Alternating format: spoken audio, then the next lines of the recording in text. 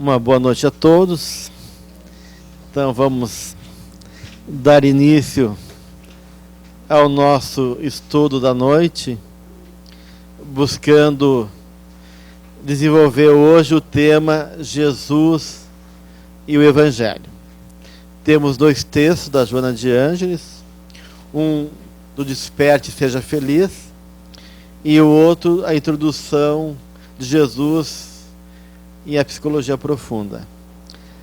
Vamos começar a trazer um pouquinho alguns elementos da introdução, fazendo referência a essa imagem viva, expressiva de Jesus, deixada nos Evangelhos. Se vocês fossem fazer alguma referência ao que significa o Evangelho na vida de vocês, o que mais expressa para vocês o que é o Evangelho? É o exemplo do amor maior, o amor incondicional com todos, para com todos. Eu acho que é isso, é o amor. O que mais? Acho que é um guia de condutas, leis morais, que, pensando no Evangelho segundo o Espiritismo, né, que os espíritos superiores enviam para nós, porque é difícil, acho que às vezes, se nortear sozinho, né? Então, ali como se fosse a realidade do espírito, né? Para mim é como se fosse um farol, né? Um roteiro para seguir os passos ali, para seguir a encarnação de uma melhor maneira possível ali, né? Os ensinamentos de Jesus. Considerando que eu acho muito ignorante a minha forma de enxergar a vida, eu sempre acho que o Evangelho é uma forma do meu anjo da guarda, de seres de luz, me trazerem diariamente uma rota, um roteiro de como encarar as coisas que vão acontecer nesse dia, de como refletir sobre elas, né? Mais alguém? Eu acho que o Evangelho sempre nos possibilita uma compreensão maior do que está acontecendo na nossa vida. Em todos os momentos, quando a gente está passando por alguma coisa, ou tem alguma necessidade, alguma dificuldade, nós encontramos ali algum norte, sempre uma boa dica, né?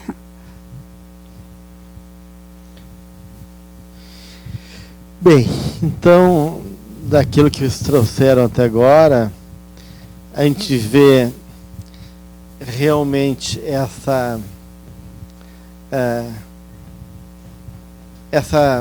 esse ato de entrega amorosa de Jesus. Então o Evangelho, ele é repleto do seu amor, né?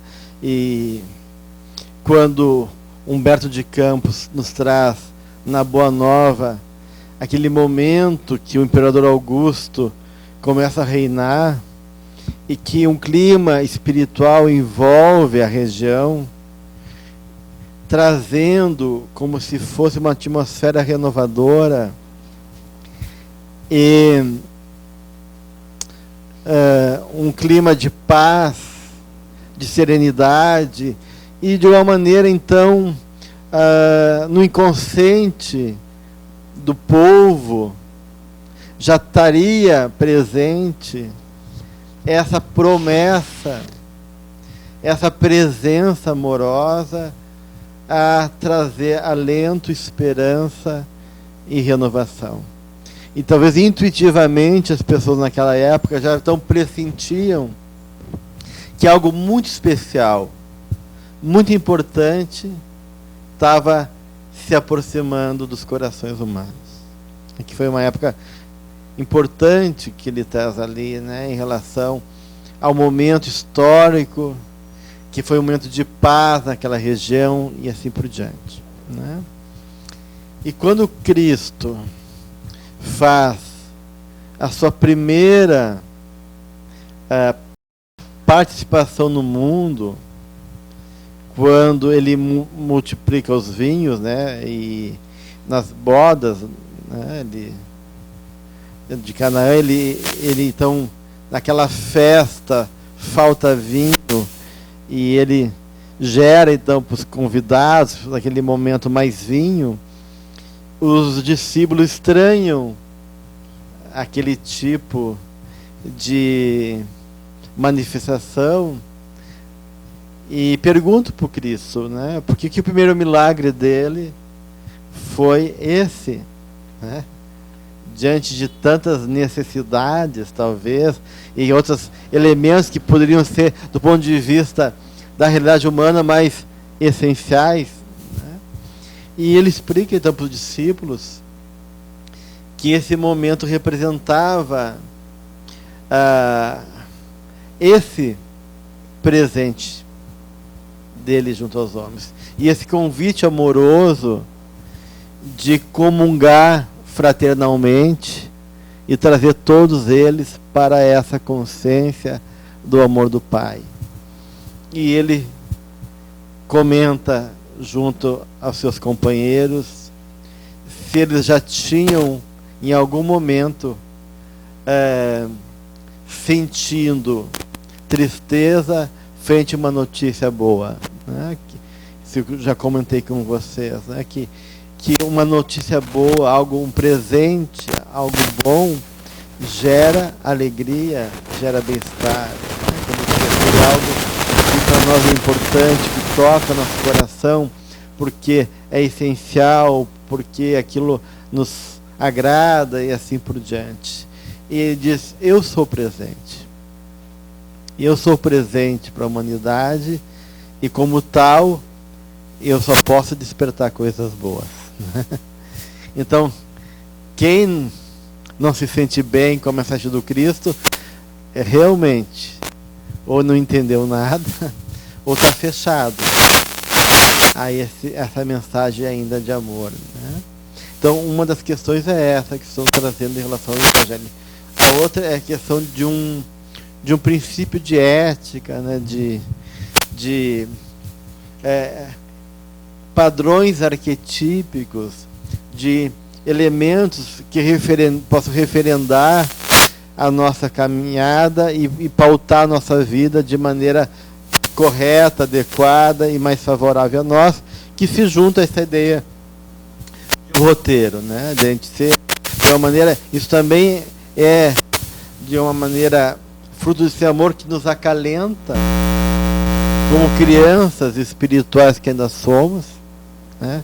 Então ele nos pega no colo e vem realmente, a partir disso, trazer essa novidade. Então o Evangelho é a novidade, é a boa nova, que desperta nova consciência, inaugura uma nova possibilidade, como a gente já falou aqui, né, de uma nova condição psicológica, e que nos abre então um roteiro, sendo ele o caminho e a verdade para a vida.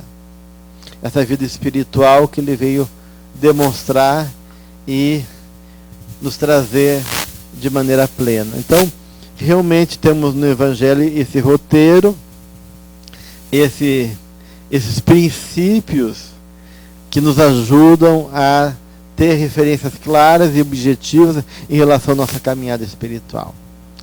E ele é resultado de falas, né, de relatos dos discípulos, porque Cristo não escreveu nada. Assim como Sócrates também. Então a gente vem um legado de espíritos iluminados antes de Cristo, mandado por ele.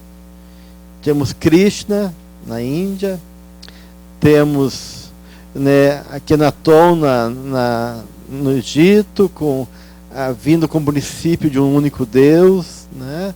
Temos Buda falando da iluminação e dos processos mentais para a libertação do sofrimento, e assim vários espíritos que vêm, Lao Tse, Confúcio, cada região do planeta. Jesus já vai preparando a mentalidade e a atmosfera do planeta. Temos aí Sócrates na Grécia, que vão realmente trazer elementos essenciais como referência para nossas vidas. Mas Cristo é a referência. Ele é realmente a síntese e a profundidade de todas essas verdades que de uma maneira já foram, de uma maneira mais parcial, trazida por esses grandes homens que habitaram aqui o nosso planeta através da própria orientação dele, né? E aí, assim como Sócrates, ele não escreveu nada, aí a presença, o exemplo, a força do seu caráter foi impregnando as pessoas que, impulsionadas pela transformação gerada nelas, foram perpetuando a mensagem do Cristo. E depois Paulo com os gentios, para mais tarde ir povoando da sua presença através da sua mensagem. Porque, como diz Joana, a gente tem poucos relatos históricos de Jesus no começo do cristianismo. Muito pouco. Nos primeiros séculos, se fala muito pouco no Cristo. E aí, isso é bem interessante.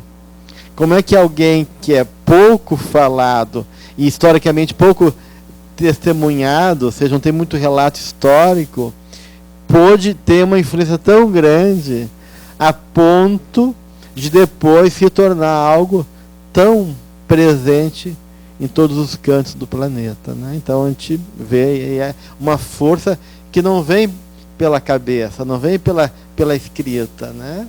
Mas vem pelo testemunho. Então a gente vê que a revolução do Cristo é uma revolução que se faz dentro de cada um, no coração de cada um. E isso tem uma força de gerar nos outros um impacto, né? Porque se eu me modifiquei e se eu de uma maneira movo a minha vida a partir de novos princípios, isso vai de uma maneira tendo uma repercussão gigantesca, né? A gente vê isso que muitas vezes a pessoa não faz propaganda, né? E de repente o trabalho dela ou o negócio dela tá vendo um restaurante no Rio de Janeiro que o Tom Cruise foi, e ele falou que ouviu falar do restaurante nos Estados Unidos, que era muito bom, e teve curiosidade. E o cara que é dono do restaurante nunca fez uma propaganda, nem na internet, nem no jornal, né? E ele é um restaurante comentado no mundo inteiro. Então a gente vê assim que, de uma maneira, quando algo é bom, interessante, naturalmente ele vai se propagando, né? E claro, daí os discípulos escreveram, daí temos os 4 evangelhos, né? Fora as epístolas e as cartas que depois vieram adiante, junto com o Apocalipse de João. E a gente tem daí o Evangelho de Mateus, que foi um evangelho de uma escrita para os judeus convertidos, né? Ele é um texto mais para a cultura judaica, porque ele compara Jesus e os ensinamentos com alguns elementos da cultura judaica. Depois nós temos o Evangelho de Marcos, mas que na verdade é o relato de Pedro. Pedro falava e Marcos escreveu. E esse Evangelho de Marcos, ele fala mais para o coração dos romanos. Os romanos que estavam sendo convertidos ao cristianismo, uma linguagem mais voltada para os romanos. Depois nós temos o Evangelho de Lucas, que tem uma influência enorme de Paulo, de Maria, de Magdala e de Joana de Cusa, que é a Joana de Ângeles, né? Então, Lucas, ele chega mais tarde, o médico, né? Ele ouve os relatos orais, impregnados de emoção. Então o Evangelho de Lucas é um evangelho mais poético, mais rico, mais emocionalmente encantador, que nos fala mais ao coração, porque são relatos de Maria, da mãe do Cristo. de Paulo, convertido, que tinha aquela fé ardorosa, e das pessoas que conviveram com Jesus e puderam relatar momentos especiais com ele. Então, por isso que também o Evangelho de Lucas tem muito relato do nascimento de Jesus, porque tem aí a presença também de Maria, que ele foi recolhendo. Então, eu diria assim que é o evangelho mais poético, mais encantador dos 4. E depois temos o Evangelho de João, que é o evangelho que já fala aos cristãos. Aqueles que já têm uma certa consciência, que já são convertidas e que precisam do contato com a essência, de um aprofundamento em relação à mensagem do Cristo, e que culmina no Apocalipse, né? Na visão de João trazida então pela sua mediunidade, anunciando todo o processo dessa Jerusalém transformada após um embate entre as forças negativas e positivas da realidade espiritual, né? Então a gente vê assim, então se a gente pudesse pensar nesses evangelhos como também talvez padrões arquetípicos, né? Estilos e falas de acordo com o nível de consciência, com a natureza e com a psicologia de cada pessoa, né? Claro, todos os evangelhos em sua essência falam mais ou menos das mesmas coisas, com algumas diferenças, uma ênfase uma coisa e outra, mas esse estilo que eu acho interessante, porque de uma maneira eles podem expressar natureza diferente. Então a gente vê que pessoas que se identificam mais com um evangelho de Marcos ou de João se encantam mais, se identificam mais, porque de uma maneira tá falando já de uma elaboração dessa mensagem para um nível mais humano mesmo, né? E aí mais ao gosto, às inclinações de certos padrões emocionais e psicológicos. Então a gente tem os 4 evangelhos que representam essa mensagem deixada por Jesus. Mas nós sabemos que no plano espiritual há muitos outros relatos, né? E que há relatos e muitas histórias que são contadas. Tanto é que nós temos mediunicamente vários livros, né? Amélia Rodrigues, com alguns livros, relatando nos seus livros vários momentos da passagem do Cristo, e a Boa Nova, do Humberto de Campos, e o Ney Lúcio também, com Jesus no Lar. Então, a mensagem do Cristo em suas... E deve ser fantástico, né? Porque um espírito da dimensão espiritual dele, com a envergadura, um espírito que tem uma ligação direta com Deus, né? Que vive em comunhão com Deus. Então, cada momento, seja indo até a esquina comprar um pão, né? Buscando água no poço, né? Devia ter coisas muito maravilhosas, né? Naqueles momentos mais de intimidade com os discípulos, quanta história interessante, quantas manifestações espirituais sublimes e de uma profundidade tocante que não deve terem vividos, e que a gente tem um pouquinho dessas histórias através dos livros que nos chegaram pela Amélia Rodrigues e demais autores espirituais, né? Então, o Evangelho é realmente esse campo florido que representa a magnitude, a realeza espiritual do Cristo para nossas vidas, nisso tudo que vocês colocaram enquanto um roteiro, enquanto um despertar de consciência, enquanto a expressão de amor e dos que fazem esse amor em nossas vidas, e assim por diante, né? Alguma coisa do texto da Joana que vocês querem trazer em relação a isso? queria só perguntar qual é assim a visão que, né, se tem dentro da dinâmica espiritual dos outros evangelhos, gnósticos, os evangelhos apócrifos, os que foram encontrados posteriormente, né, no Egito, todos esses outros relatos que a gente conhece, né, de Tiago, da própria Madalena e tantos outros de Tomé também. Como é que a gente sabe que prevaleceram esses, né?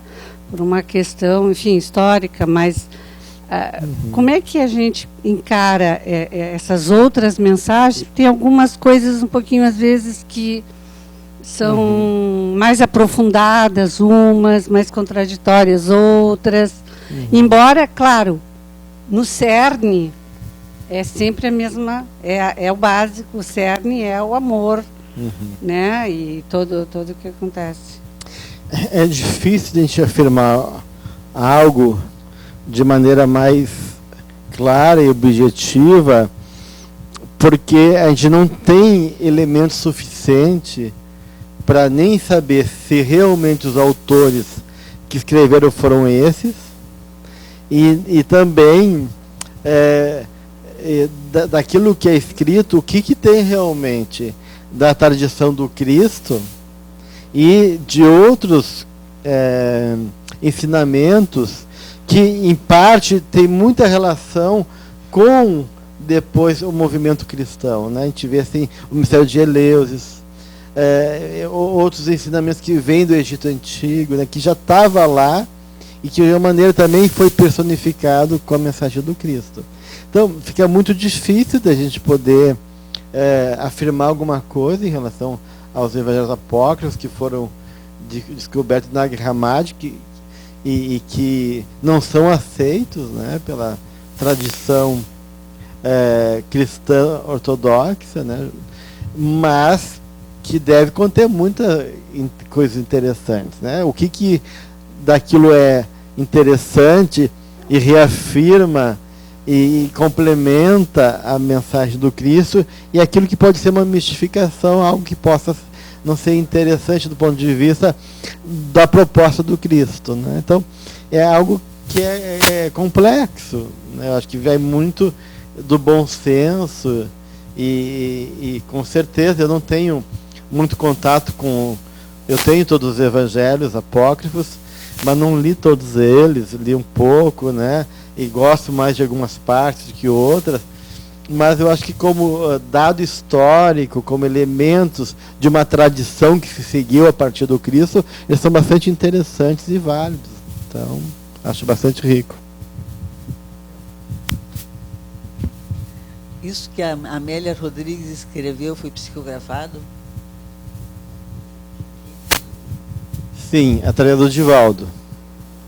Através do Divaldo Pereira Franco. A Johnny tinha também trazido uma questão no início, antes de a gente começar o nosso encontro de hoje, que ela queria entender melhor por que o mandamento maior começa por amar a Deus sobre todas as coisas, né? Porque no primeiro momento isso pode parecer algo assim impositivo, né? Se Deus é amor, e o amor é o compartilhar, é o convite, parece que dizer amar a Deus sobre todas as coisas é meio que uma imposição que soa estranho a essa mensagem de amor vinda do próprio Cristo. Então, como é que a gente pode pensar isso? Alguém tem alguma ideia? Mas acho que o propósito talvez da reencarnação tenha muito a ver com esse despertar de consciência e esse despertar do nosso self, desse eu divino, desse futuro ser angelical que eu tenho em mim. Então, partindo desse pressuposto, a minha existência deveria ser uma existência devotada a esse Deus interno, que é ainda a noção que eu tenho muito irracional de Deus, né? O que eu consigo visualizar como Deus. Então, eu acho que isso passa por cima de outras coisas. Isso se torna mais importante que outras coisas. o Ângelo Aguarro, naquele livro Grandes e Pequenos Problemas, ele traz vários temas importantíssimos, é um livro maravilhoso, e um deles é o problema do amor a Deus. E ele tem uma questão importante, que é impossível não amar Deus. Começar por aí. A gente pode projetar, o Jung diz, é impossível não ter um Deus. Tu pode escolher a que Deus tu quer reverenciar esse poder. Mas ele vai afirmar psicologicamente que, invariavelmente, todos nós vamos eleger algo que representa o valor maior. Então, algo transcendente, que é o elemento de adoração e de reverência, enquanto aquilo que é o princípio norteador da nossa vida. Jung vai dizer, pode ser o sexo, pode ser o dinheiro, pode ser o poder, mas não tem como a gente fugir disso psicologicamente. Mas Ângelo Aguarro, ele vai por um outro caminho, e Ângelo, ele morou em Porto Alegre, um espanhol, morou em Porto Alegre, a filha dele é uma advogada, e ele foi intuído, né, é um livro da FEB, é um livro bastante interessante do ponto de vista filosófico. E então ele vai colocar, depois eu ponho no quadro o nome. Ele vai falar que todos nós necessitamos de algo que dê sustento e que nos ajude a viver. Então, de uma maneira, todos nós estamos buscando o que é melhor. Buscando o que é melhor. Consciente e inconscientemente. E assim como a plantinha busca naturalmente a luz do sol, instintivamente, porque ela é atraída pela presença do sol na sua vida como algo que ela necessita, né? Nós, como mônadas que viemos do Criador, somos atraídos e precisamos de Deus. Então, inconscientemente, todos nós amamos Deus, segundo ele, né? Por quê? Porque se Deus é sinônimo de amor, como é que eu vou conhecer o amor sem Deus? Não tem lógica. Deus é a própria expressão de amor. Amar a Deus sobre todas as coisas é reconhecer o princípio de amor em nossa vida, porque ele é sinônimo de amor, né? E tanto é que a gente diz, Deus é amor, que aquilo que mais, do ponto de vista, qual é a imagem que a gente tem de Deus que mais nos ajuda a entender Deus, né? Ou a imagem de pai e de mãe, né? Como um ser que nos criou, que nos gerou, que nos cuida, e a ideia de amor, né? Então, se Deus é amor, para mim, até amar a mim e amar ao próximo como a mim mesmo, eu não tenho como fazer isso sem antes ter contato com a fonte, né? A fonte é Deus. Então, amar a Deus sobre todas as coisas é reconhecer de uma maneira que eu dependo dessa fonte. Que eu reverenciando essa fonte, eu vou conseguir fazer um movimento a posteriori, que é amar a mim mesmo e amar ao meu próximo. Na visão do princípio inteligente, né, nós também já carregamos, como tu falou da questão da plantinha, né, desde os minerais nós estamos já convivendo com esse Deus, né, a partir da nossa criação. E internalizar ele é um fato natural.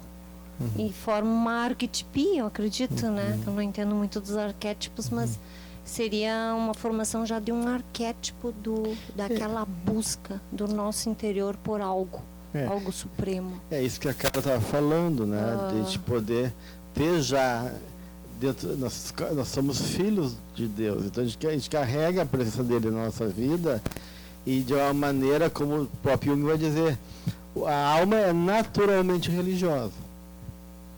Isso é uma frase do Jung. A alma é naturalmente grandiosa. Então a gente não tem como fugir disso, né? E essa religiosidade tem a ver com uma experiência do luminoso.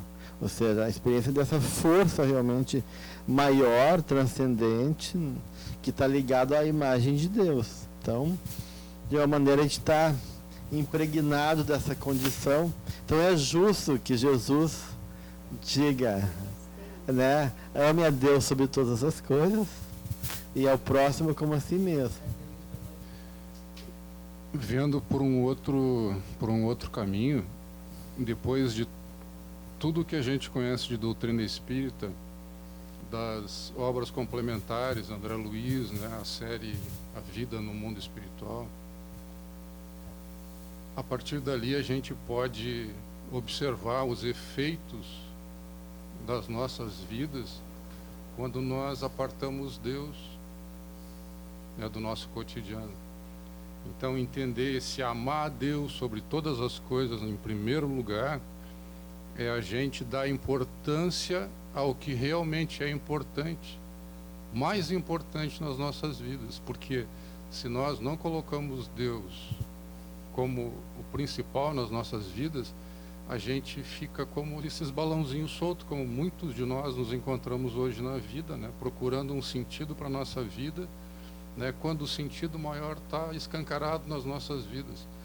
O André Luiz, o Emmanuel vai dizer lá no Evolução em Dois Mundos, eu acho, que nós nos encontramos mergulhados na mente de Deus como peixes no oceano. Então, diante de todas essas informações, diante de tantos os fracassos, né, que a gente observa, a nossa vida, enquanto encarnado e desencarnamos e vamos encontrar, né, os relatos de sofrimento, né, pelas escolhas equivocadas, por não colocar Deus na frente das nossas maiores necessidades, né, é um equívoco muito grande. Eu acho que pode ser por esse caminho, né? Amar a Deus sobre todas as coisas é dar importância àquilo que realmente tem importância primeira na vida de cada um de nós. E considerando justamente essa questão que Deus é o valor máximo, e a gente não tem como fugir disso, e por isso que a gente vai ter que viver isso em algum lugar. Se tu não vive isso de maneira a buscar isso naquilo que é realmente a fonte original e objetiva, que é a ideia de Deus, a gente vai buscar isso em outro lugar. Ou projetar isso fora, e isso vai dar uma ilusão de sentido e significado, mas que na verdade, como tu falou, é uma perda de conexão com os princípios da vida, e isso vai nos dando uma falta. E também ou tu se identifica com Deus, né? A tua inflação, que também é outro equívoco, aonde tu acaba inflando e perdendo também essa conexão, e isso acaba tendo também efeitos na nossa vida. Então, claro, pelo comportamento da gente, a gente sabe que a tentativa de se desvincular desse princípio original da vida nos leva a uma derrocada e a uma perda de sentido que gera uma série de infortúnios, né? Essa é a grande razão da droga se multiplicar em todos os cantos do planeta, né? A gente tem que buscar Deus em alguma coisa, e como Deus não nos é apresentado principalmente na família, o Deus de verdade, né? Não o Deus das religiões, mas o Deus de amor que nos criou por amor e por amor nos cuida. Aí a gente está buscando Deus nos locais mais equivocados possível. Tem um livro bem interessante que trabalha muito essa questão psicológica e essa relação com o arquétipo do self e a dimensão divina, que é Ego e Arquétipo, do Edward Edinger, que é um livro bem interessante, que fala de todo esse processo da formação desse ego self e das possibilidades psicológicas, das conexões e perda de conexão com o self e com a imagem divina. É bem interessante. Bem, e no outro texto, Joana vai nos trazer, no Desperte e Seja Feliz, a proposta do Evangelho como a melhor pedagogia que nos é ofertada.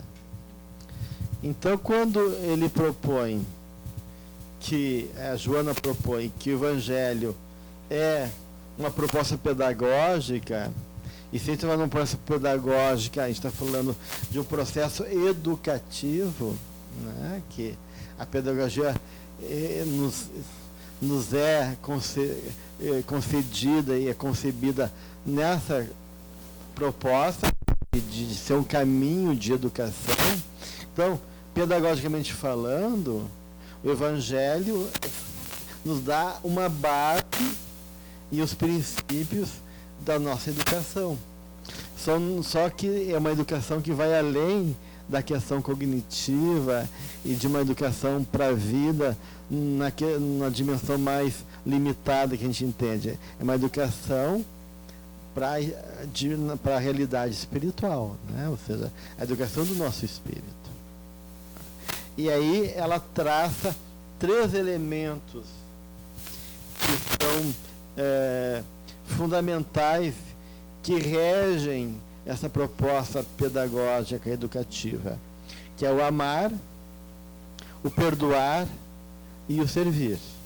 Então, ela está entendendo que a pedagogia de Jesus e todo então, o Evangelho se constitui resumidamente nesses 3 alicerces: o amor, o perdão e o servir. O amor é fácil da gente entender, né? Porque realmente a gente tem falado aqui até agora dessa proposta amorosa, da qual rege todo o universo, como uma lei, né? É uma lei que rege, lá está nas leis naturais, a lei do amor, como um princípio que governa nossas vidas. E então, realmente, acima de tudo, o melhor movimento de transformação, de educação da nossa alma, de despertar nossa consciência, até chegar naquilo que a Ajuda fala de autorrealização. Então, o Evangelho é uma pedagogia de autorrealização, para a autorrealização. Um caminho educativo para nós nos realizarmos plenamente. E, com certeza, o amor vem em primeiro lugar, né? Já está lá o apóstolo Paulo quando falava, né? Se eu não tiver amor, né? Eu posso ter fé, posso ter conhecimento, seja o que for, mas se eu não tiver amor, então eu não tenho nada. Então, o amor realmente é a condição sine qua non desse caminho. Amar é o grande exercício libertador para o nosso espírito.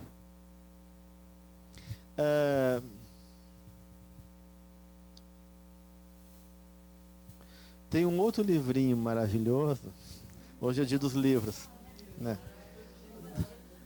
Que é do Sponville, é um filósofo francês, que é chamado Pequeno Tratado das Grandes Virtudes. É um livro maravilhoso, eu acho assim sublime o livro dele, onde ele vai trabalhando as virtudes, cada virtude. Nele ele vai falando das virtudes, até chegar no amor, que ele diz que as virtudes existem quando não temos ainda o amor. Olha só que interessante. Porque, então, todas as virtudes, na verdade, é um exercício para amar, né? Porque quando a gente está no amor, a coisa é. Então é como se o amor fosse realmente a excelência que engloba e sintetiza as demais virtudes. Então, e ele daí vai explicar isso, vai falar as formas de amor para os homens, eros, filias, frater, e assim por diante, até chegar nessa dimensão do amor, que é uma dimensão mais profunda. É interessante porque eu li esse livro, casualmente, há uns anos atrás, porque eu achei interessante que ele nos diz que a forma mais próxima do amor que nós ainda conseguimos chegar é na gratidão, porque a gente normalmente tem gratidão pelas pessoas que nos amam. Então a gente ele não fala nessas palavras, mas é mais ou menos isso, né? Na realidade, quando a pessoa nos decepciona, a gente deixa de amar. Então o que a gente tinha era gratidão, realmente não era amor, né? A gratidão é um bom exercício. Por isso que a Joana tem um livro só sobre a psicologia da gratidão. Porque ela vê na gratidão realmente se abrir, né, por reconhecimento amoroso em mim e no outro, na natureza, a Deus e assim por diante. Então, o exercício da gratidão é algo que para ela é bem importante nesse caminho para o amor. Então, o amor justamente é a virtude, né? E as outras virtudes são um apêndice ou uma tentativa de compreender o que seja amar. Então, quando a gente consegue compreender o que é o amor, a gente tem tudo. E então, esse exercício nosso, de sair de nós mesmos, né? E de amar, e por isso que a caridade, do ponto de vista do que nos coloca os espíritos, é tão fundamental na nossa vida. Porque a caridade é o exercício por excelência desse amor. E que envolve as outras virtudes junto daí, no sentido que eu sei de mim mesmo, da minha humildade, da minha tolerância, e assim por diante, né? Tudo aquilo que envolve eu me dispor a sair um pouquinho de mim, né? E aí que, de uma maneira, o perdão e o servir, na verdade, enquanto processos pedagógicos, é uma operacionalidade do amor, né? Então, porque que ela diz aí do perdão? Alguém pode ler para nós? Quando ela fala dessas 3 propostas pedagógicas? Propõe a palavra de forma irretocável. Perdoa, né? Não há como fugir do perdão. Qualquer tentativa de negá-lo resulta em autopunição, porque o ressentimento, o ódio, o desejo de revide se transformam em verdugos implacáveis daquele que os preserva. Então, na verdade, tu está enredado pelas malhas do amor. Tu está respirando na atmosfera do amor. E se tu respira na atmosfera do amor, se tu está impregnado desse amor, tu não tem como fugir do perdão. Tu te compromete naturalmente a reconhecer no perdão um ato amoroso de reconhecimento do seu irmão, né? É um ato de amor. De perdoá-lo, tu está abrindo mão desse lugar, dessa dimensão pessoal e de poder, porque na verdade essa dimensão que envolve a raiva, a vingança, tu sai do amor e vai pro poder, porque tu quer subjugar o outro, tu quer impor para ele uma dor pela dor que tu sentiu. Então tu não tá abdicando do caminho do amor. Tu não está acreditando que o amor é a coisa mais importante. E lá no livro Libertação,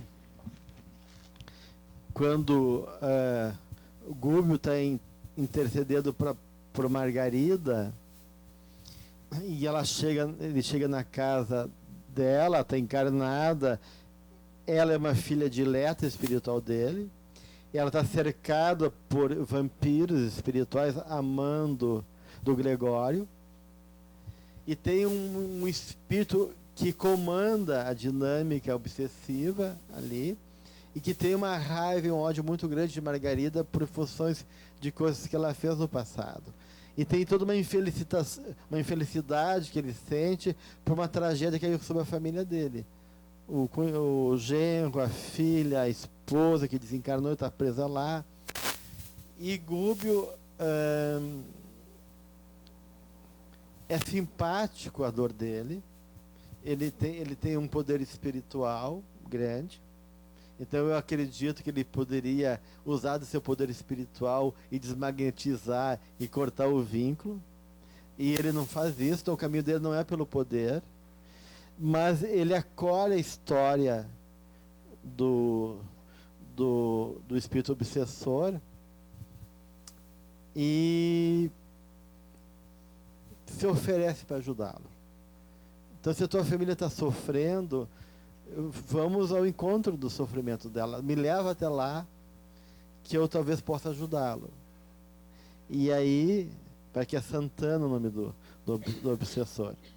E aí ele vai até lá e Gubi interfere em favor do genro que está preso num manicômio, acusado de assassinato, e vai lá no juiz e tem uma conversa espiritual com o juiz, quando o juiz desobrado, vai lá junto à filha e a mãezinha, e aquilo dá uma mudança grande, e aquilo dá um alívio para todos, para a família, porque muda o roteiro, e para ele também fica completamente grato e reconhecido a Gúbio.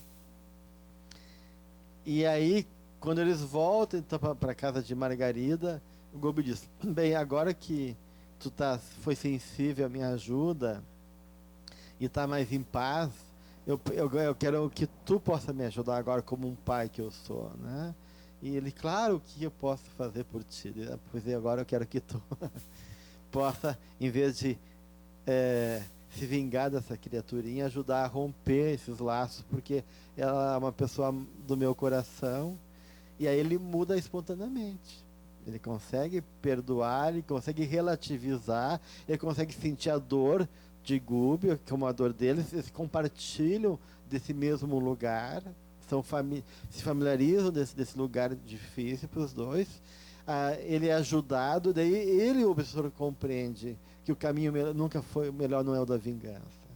Que quanto tempo ele perdeu lá, enquanto a família dele estava sofrendo, se ele tivesse perdoado antes, talvez a família dele não tivesse naquelas condições. Então ele faz uma série de reflexões a partir disso, reconhecendo que o mais importante realmente é o perdão. Então, se tu opta pelo amor, tu não tem como fugir do perdão. Se tu não está perdoando, é porque tu está numa relação de poder e não de amor. E o Jung vai dizer exatamente isso. O poder é o substituto do amor.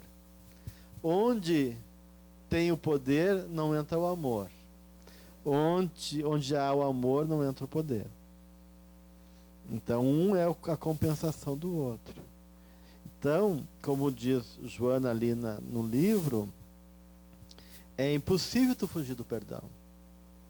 Porque no perdão, quando tu fica prisioneiro da vingança, do ódio, tu fica nesse emaranhamento, te aprisiona e perde essa conexão que foi colocado com a fonte divina, que é o amor. E aí isso vai gerando infelicidade, vai te aprisionando numa patologia espiritual.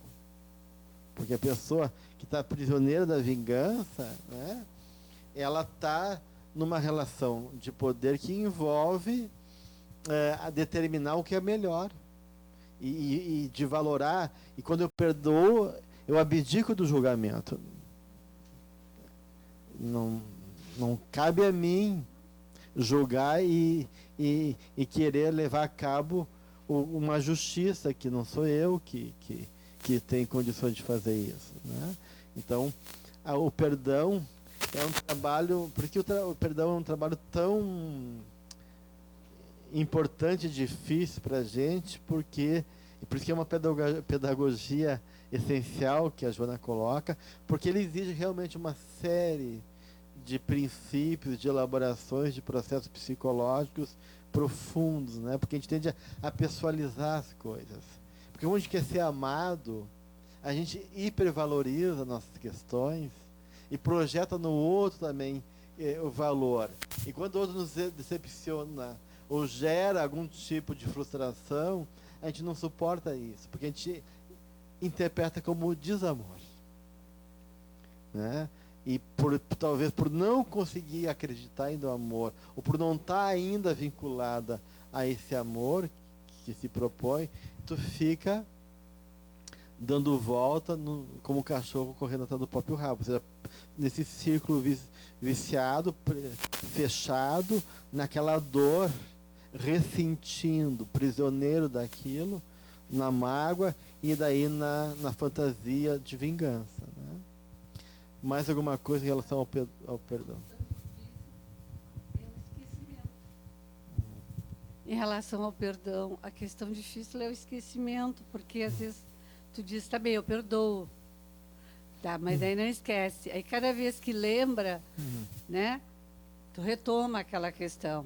É como separar essas duas coisas, ou como trabalhar conjuntamente essa questão da memória de um fato que ocasionou a questão uma toda mágoa e o perdão. É como realmente tirar a carga emocional que está ali, porque esquecer talvez não seja a coisa mais importante. Talvez tu vai lembrar e pode até não querer compartilhar o teu espaço com a pessoa, né? Mas a questão toda é a carga e essas fantasias de ódio, de vingança, de ficar torcendo pelo mal da pessoa, ou de perder tempo e energia se ocupando em querer desgraçar a vida do outro. Essa que é a questão mais complicada, né? E se tu sai disso, então tá tudo bem, né? Porque como um processo, tu pode não ter esquecido ainda, mas não tem mais aquela dimensão emocional violenta e destrutiva de que tu tá tomado. Pode ser um comentário sobre o auto-perdão? Pois é, porque o auto-perdão também é uma atitude amorosa também consigo mesmo, né? Claro, a gente tem todo um discurso de culpa e punição da tradição judaico-cristã que fez muito mal. Então eu acho que tem todo um reforço, um condicionamento psicológico aí forte, que reforça uma psicologia de culpa, e isso de uma maneira, para nós que somos ainda emocionalmente frágeis em muitos aspectos, acaba tendo um efeito muito negativo e destrutivo. Mas de uma maneira também tem essa questão, porque se Deus é amor, se o caminho é o amor, e a maior prova de amor de Deus é a possibilidade de poder recomeçar através da lei da reencarnação, né?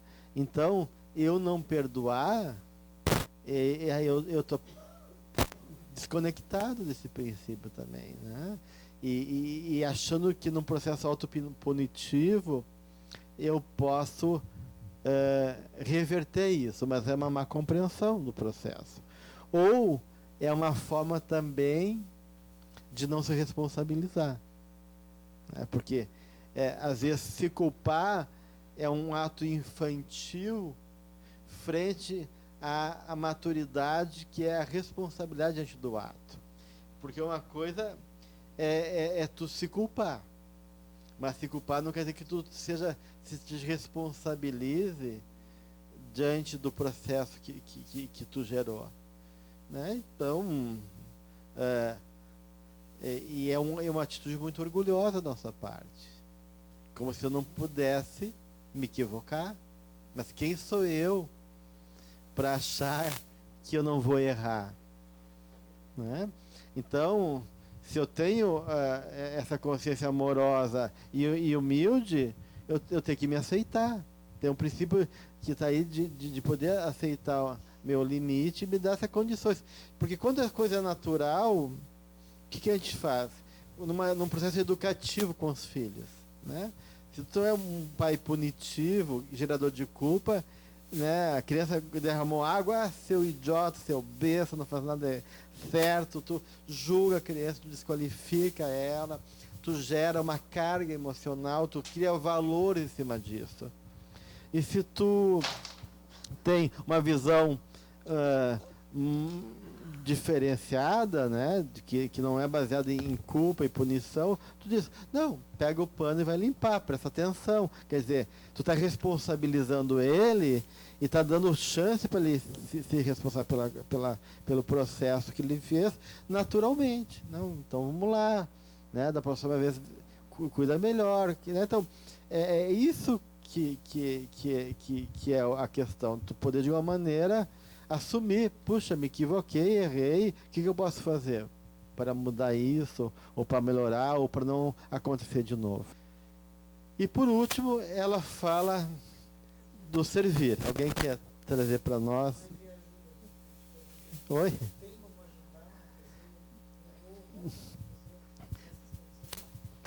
Sim, tem. Qual é tudo que a gente pode fazer?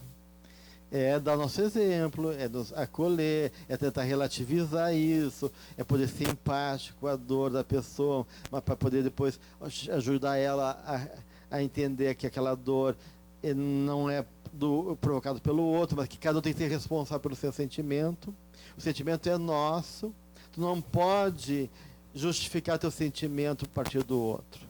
E nós temos que responder ao nosso sentimento. Isso é a coisa mais importante. Mas isso também a pessoa tem que estar aberta para receber isso, né? Então, o serviço vitaliza e promove aquele que o executa, particularmente quando é destituído de remuneração, de retribuição e de interesse pessoal e imediatista. O amor, o perdão e o serviço tornam-se, desse modo, caminhos para a autorrealização. Uhum. Então, esses três elementos aqui, então você vê que o servir, ele é também, assim como o perdão, ele é uma implicação direta ao amor. E se a lei do amor fala que todos somos partes de um todos, e estamos conectados um ao outro, e que esse amor perpassa, então, essa troca. Se eu ficar fechado em mim, não tem como eu gerar troca e viver amorosamente. Então, servir é justamente o exercício dessa permuta da qual a própria lei do amor impõe. Então, viver no amor é ter essa abertura para o outro, é poder sair de mim e poder, de uma maneira, me colocar a serviço. Quanto mais eu estou sensível à dor do outro, quanto mais eu promovo também o bem e coopero em favor da humanidade, mais eu me engrandeço espiritualmente, né? Então, e me realizo. O servir aí, então, tem o significado de caridade? De caridade e, acima de tudo, de uma postura emocional, que é essa abertura, né, amorosa para o outro, né? Porque essa caridade é o exercício disso, né, desse serviço, que pode ser tanto interna como externa, espiritual como material e assim por diante.